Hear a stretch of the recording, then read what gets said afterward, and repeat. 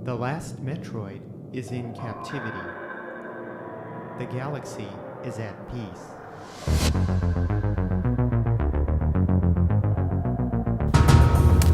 Hey YouTube, this is Vargas XX78. Well, I've been looking through my videos and I noticed that I haven't done a Super Nintendo Collection video.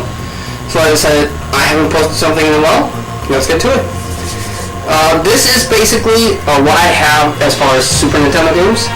I've been trying to recollect all the games I played as a kid, but for some reason it's been really hard. I mean, I haven't gotten into looking at eBay because I like going and seeing the game, seeing the condition, how the label is, how the metal pins are, if they're too rusted or not, if I can clean them or not. So I haven't actually ventured into getting games on eBay.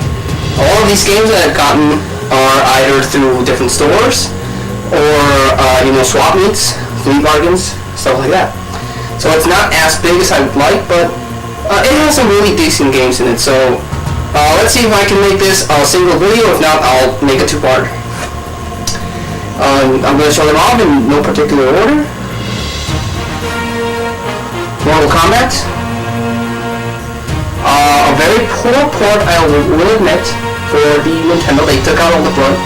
I actually played this game on a friend's house. He had the Sega Genesis and put in the code, and you can activate everything like in the arcade. So it plays okay, and the graphics are pretty good, but without that main hook, it kind of loses its charm. This is the worst sticker game I have. It's Batman Forever. You can see the very poor condition it's in. But I think it's fitting. It's poor condition for a bad game. They try to go and make the game look like Mortal Kombat. It has digitized characters, but it plays bad. It's just a very poor game.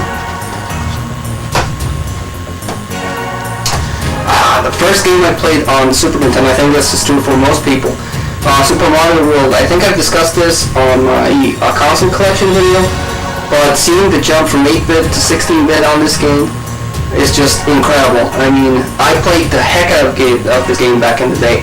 I activated everything, all the secret paths, all the switches. I even got to that star level, and if you beat that, you change how the game looks. It gets this brownish color, and or most of the enemies change and they wear Mario masks, so I thought that was pretty cool. Really great game. I can't believe anyone would have a Super Nintendo and not have that game. Secret of Mana, a very rare find I happened upon, and it got really cheap. It's a really cool game. It's one of the RPGs for the Super Nintendo that actually allows you to play with someone else, so I thought that was pretty cool.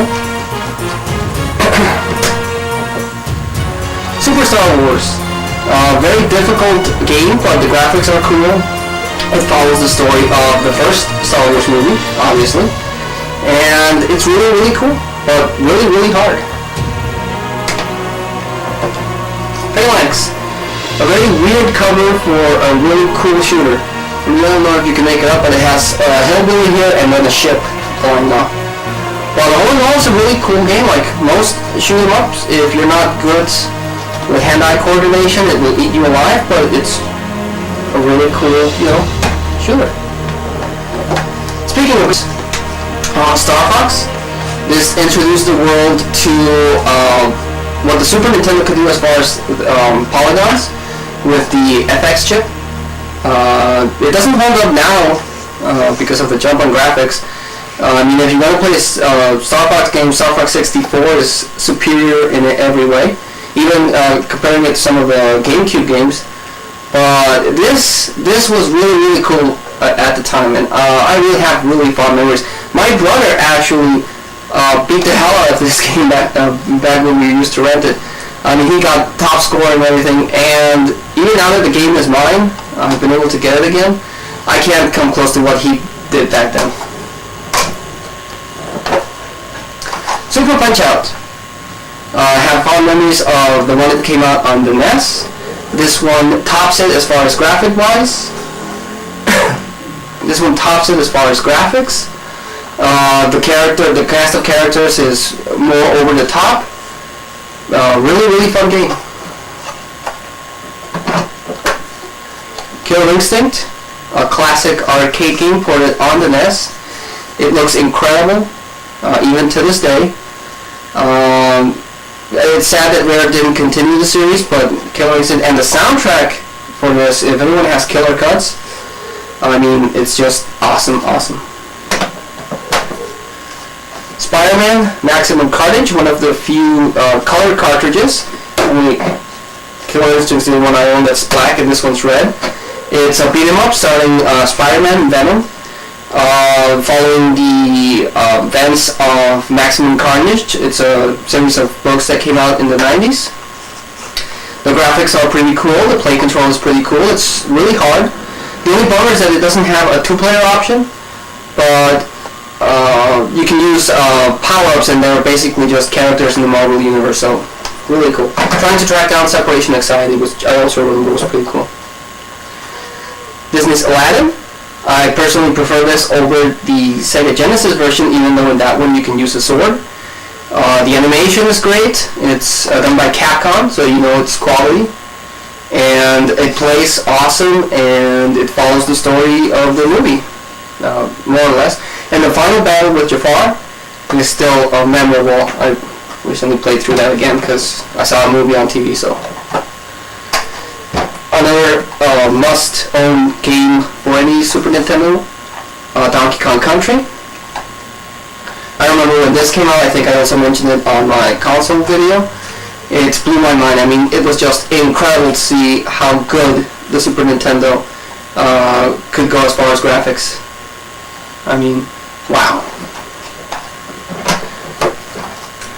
Donkey Kong Country 3.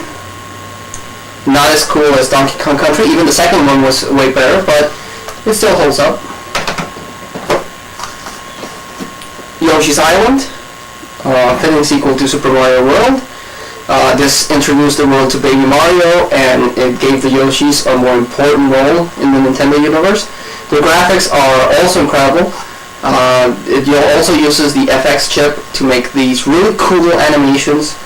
So, yeah, definitely worth a buy. Super Mario All-Stars, basically remaking and giving a facelift to all the Mario games, Mario 1, 2, 3, and it introduced American gamers to what was originally Super Mario Bros. 2. They named it The Lost Levels. It's really cool, and if you can't beat the original ones, this one has the option that you can save. So if you get stuck in a level, you can play through without going all the way back in the beginning. It makes it easier, but also, you know, gives it a fresh look. Super Mario RPG. I think I've mentioned before that this is an incredible game. An incredible collaboration between Squaresoft and Nintendo. And it introduced a bunch of characters that I wish that somehow Nintendo would bring back, which is Gino and Melo. It's awesome. Even the Paper Mario series and the Mario and Luigi series, they've gotten close, but it still can't compare to this one. It's incredible. X-Men Mutant Apocalypse, another classic Capcom game, featuring the X-Men. The graphics are incredible, the play control is incredible. It takes a little time to actually get to the ending, because each X-Men has their mission for the first levels. The Gambit missions are not that cool, but the Wolverine ones are, so definitely recommend it. Another classic shooter, Gradius 3. In this one you can customize your ship, and you shoot up space aliens. It's incredible. Kirby's Avalanche, Tetris Attack kind of game. Actually, I think it's more like Dr. Robotnik's Mean Bean Machine. I think that one's more similar to this. Starring Kirby. It's really cool, but I find it really difficult, actually. But Kirby games are gold, you know. That Pink Puff has never been in a bad game, I think. F-Zero, an incredible racer, showing off what Mode 7 can do. It's just awesome, and I really hope that Nintendo makes a Wii version of this. The one that came out on the GameCube was really hard but cool, And you know, just like Star Fox, Nintendo, get to it. You have to make this on the Wii. Get to it. Jurassic Park kind of loosely follows the events of the movie, and you're a human fighting dinosaurs. It's cool, but not so much.